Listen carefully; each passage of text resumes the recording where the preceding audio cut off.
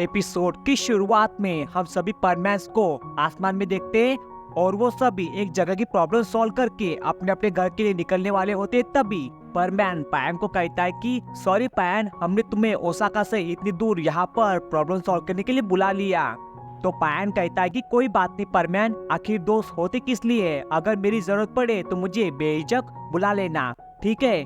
और ये कहकर पायन वहाँ से निकल जाता है और पाको परमैन का मजाक उड़ाती है और कहती है कि परमैन, तुम हमारे लीडर होते हुए भी तुम्हें हमारी जरूरत पड़ती ही रहती है। और ये कहकर पाको कमर मटकाने लगती है। तो परमैन कहता है कि तुम्हारे कहने का मतलब क्या है पाको, और ये तुम नागिन डांस क्यों कर रही हो। तो ये सुनकर पाको गुस्सा हो जाती है और कहती है कि मैं नागिन डांस नहीं कर रही हूँ परमैन। और तभी बूबी पाको के इशारे समझ जाता है और वो हवाई में जैसा डांस करते हैं वैसा डांस करने लग जाता है और कहता है कि दरअसल पाको हवाई में जो डांस करती है वैसा डांस कर रही है, इसका मतलब कि पाको हवाई में जाने वाली है। तो ये सुनकर परमैन शॉक होता है और पाको कहती है कि तुमसे तो ज्यादा समझदार ये बूबी निकला, चलो अब मैं चलती हूँ, मुझे आज रात को ही हवाई के लिए निकलना है। और ये कहकर पाको वहाँ से निकल जाती है।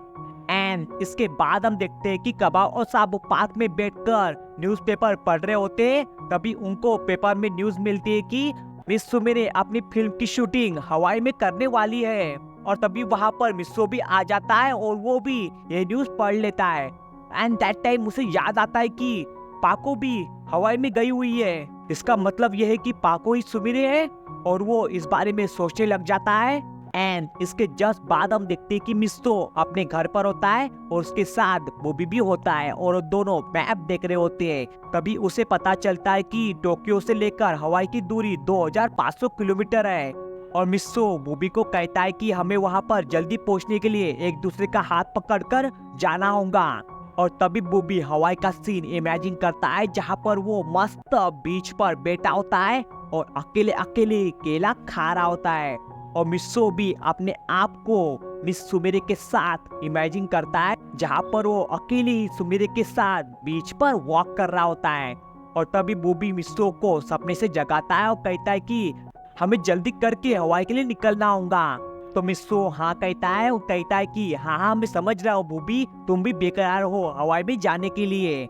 और तभी मिस्सो अपना कॉपी रोबोट निकालता है और उसे मिस्सो बना देता है और परमैन सेट पहनकर अपने कॉपी रोबोट को कहता है कि हम दोनों किसी काम से हवाई में जा रहे हैं, तुम यहाँ पर रहकर घर की निगरानी करना, ठीक है। और इस सुनकर मिस्सो का रोबोट जेलस फील करता है और कहता है कि तुम्हारा तो मस्त काम है, तुम वहाँ पर मस्त मजे करोगे और मैं यहाँ पर सड़ूंगा। तो मिस्सो कहता है कि हम वहाँ पर मजे करने के लिए नहीं, हम वहाँ पर ये देखने के लिए जा रहे हैं कि पाको वहाँ पर क्यों गई है। और मिस्सो मन में कहता है कि लगे हाथ में मिस सुमिरे से मिल लूंगा और एक तीर से दो निशाने हो जाएंगे।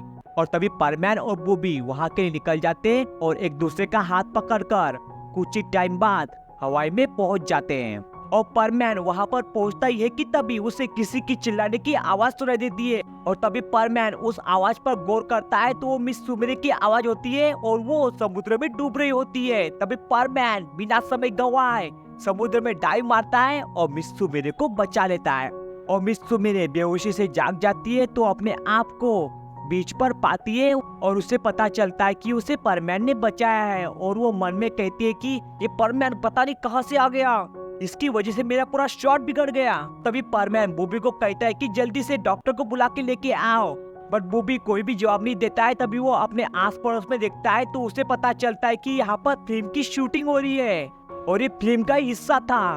और फिल्म का डायरेक्टर परमैन को गुस्से में देखता है और कहता है कि शुक्रिया परमैन, तुमने मिस सुमिरे को बचा के बहुत अच्छा काम किया, अब हटो यहाँ से, हमें शूट पूरा करना है। और ये देखकर परमैन डिसअपॉइंट हो जाता है। और उसके कुछ टाइम बाद हम देखते हैं कि मिस सुमिरे अपने होटल के रूम में होती है और कह रही होती है कि ये परमैन मुझे ठीक से हॉलिडे एंजॉय करने नहीं देगा, वो यहाँ पर भी पहुंच गया।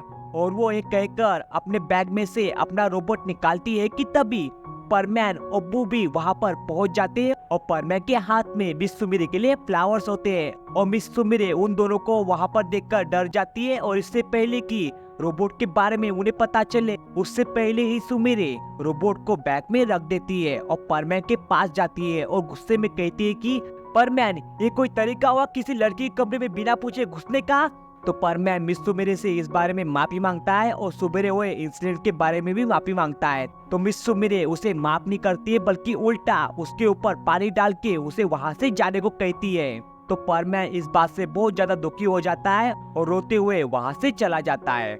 और उन दोनों के वहाँ से जाते ही मिस्सू मेरे अपने बैग में से अपना कॉपी रोबोट निकालती है।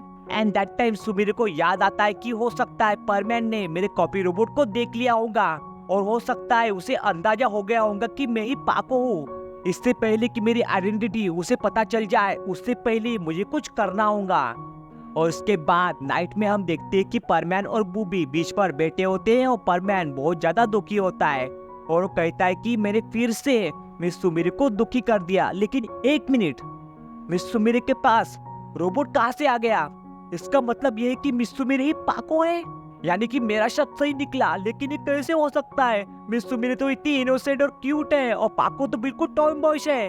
मिस सुमिरे पाको कैसे हो सकती है? और तभी वहाँ पर पाको आ जाती है और पाको गुस्से में कहती है कि तुम टॉम बॉयज किसे कह रहे थे? तो परमैन कहता है कि किसी को नहीं पाको। और तभी बूबी पाको का मास्क उतारने की कोशिश करता है बट वो नाकाम हो जाता है और पाको इस बात से गुस्सा हो जाती है बट वो इस बात को इग्नोर करती है और कहती है कि मैं दरअसल यहाँ पर तुम्हें सच्चाई बताने आई हूँ। तो परमैन कहता है कैसी सच्चाई? तो पाको कहती है तुम ये जानना चाहते हो ना कि मैं यहाँ पर क्यों आई हूँ? तो मैं बता दूं कि मैं यहाँ पर मिस सुमिरे की शूटिंग में मदद करने के लिए आई हूँ। और एक और बात, मैं और मिस सुमिरे एक ही होटल के एक ही रूम में ठहरे हुए हैं। और तभी परमैन पूछता है कि तो इसका मतलब कि वो रोबोट तुम्हारा था? तो पाको हाँ कहती है और बताती है कि दरअसल सुमिरे ने गलती से मेरा बैग ले लिया था। और इस सुनते परमैन खुश हो जाता है कि सुमिरे पाको नहीं है और पाको उसे कहती है कि हमें सुमिरे की फिल्म कंप्लीट करने में मदद करनी होगी। तो परमैन पूछता है कैसी मदद? तो पाको बताती है कि दरअसल सुमिरे को सर्फिंग नहीं आती और उसे सर्फिंग का शॉट कंप्लीट करना है, इसलिए हमें उस शॉट को कंप्लीट करने के लिए सुमिरे की मदद करनी होगी।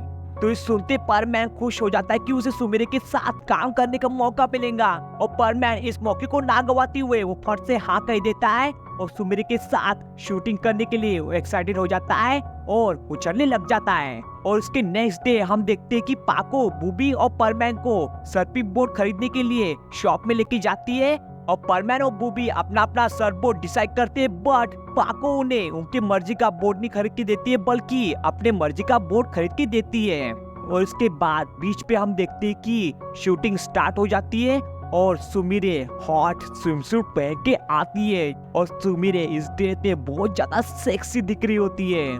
और सुमिरे के पास वही सर्फिंग बोर्ड होता है जो कि पाको ने परमैन और बूबी के लिए खरीदा था। दरअसल ये सर्फिंग बोर्ड पाको ने परमैन और बूबी के लिए इसलिए बाय किया था ताकि परमैन और बूबी इस सर्फ बोर्ड के नीचे रहकर सुमिरे की सर्फिंग करने में मदद कर सके। And that time shooting start हो जाती है और सुमिरे सर्फ बोट लेकर समुद्र में जाती है। तभी परमैन और बूबी समुद्र के अंदर से सुमिरे के बोट पर चिपक जाते हैं और सुमिरे परमैन और बूबी की मदद से अच्छे से सर्फिंग करती है और शूटिंग कंप्लीट हो जाती है। और मूवी का डायरेक्टर पाको को शुक्रिया कहता है उसकी फिल्म में मदद करने के लिए। तो पाको उनको वेलकम कहती है। इसके बाद पाको अपने कॉपी रोबोट को अलविदा कहकर वहाँ से उड़ के चली जाती है परमैन और बूबी के पास। एंड इसके बाद हम देखते हैं कि पाको परमैन और बूबी की मदद से आसमान में सर्फ कर रही होती है और परमैन गुस्से में कहता है कि तुमने हमसे झूठ बोला पाको कि हम भी फिल्म में होंगे। तो पाको उससे कहती है कि मैंने कब बोला कि तुम फिल्म में होंगे? मैंने तो बस इतना बोला था कि तुम सुमिरे की सर्फिंग करने में मदद करोगे। अब तुमने वैसा समझ लिया तो उसमें मेरी क्या गलती? और तुम्हें तो इस बात से खुश होना चाहिए कि तुम्हारी वजह से सुमिरे की ड्रीम कंप्लीट हो गई। तो परमैन इस बात से खुश हो जाता है और कहता है कि हाँ ये बात तो है। तो तभी पाको कहती है कि चलो अब तुम खुश हो ही गए हो तो तुम मुझे अब इसी तरह आसमान में उड़ाकर जापान तक लेके जाओगे। तो इस सुनते परमैन और बूबी गुस्सा हो जाते हैं और परमैन कहता है कि ये काम हम सिर्फ सुमिरे के लिए करेंगे ना कि तुम्हारे लिए। और एक कहकर वो दोनों सर्फबोर्ड छोड़ देते हैं और पाको सर्फबोर्ड से नीचे गिर जाती है और एपिसोड यहीं पर एंड हो जाता है।